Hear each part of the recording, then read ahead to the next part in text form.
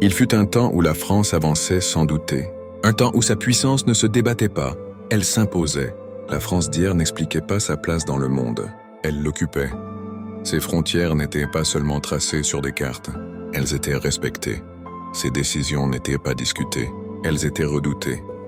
Cette France-là savait qui elle était, une nation forgée par les siècles, les guerres, la diplomatie, la culture, un État qui pensait dans la durée, qui assumait son rang, qui avançait sans s'excuser d'exister.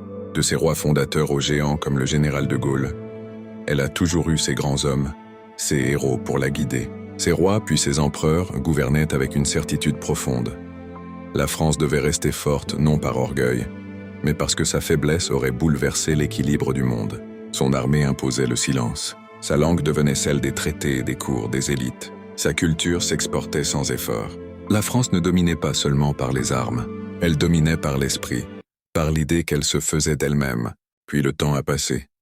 La France existe toujours, mais elle n'avance plus de la même manière. Là où elle affirmait, elle hésite. Là où elle décidait, elle se justifie.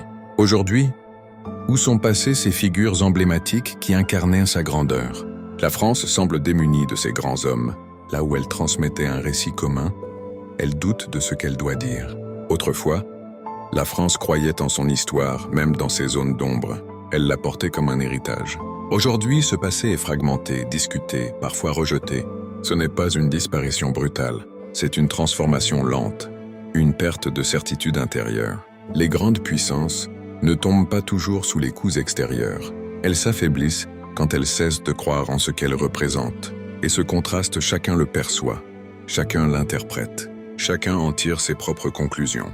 L'histoire ne force pas les réponses, elle les suggère. Elle rappelle simplement qu'un peuple fort n'est pas seulement riche ou armé, mais conscient de lui-même, de son parcours et de ce qu'il choisit de transmettre. Abonne-toi pour que la mémoire de notre histoire continue de vivre.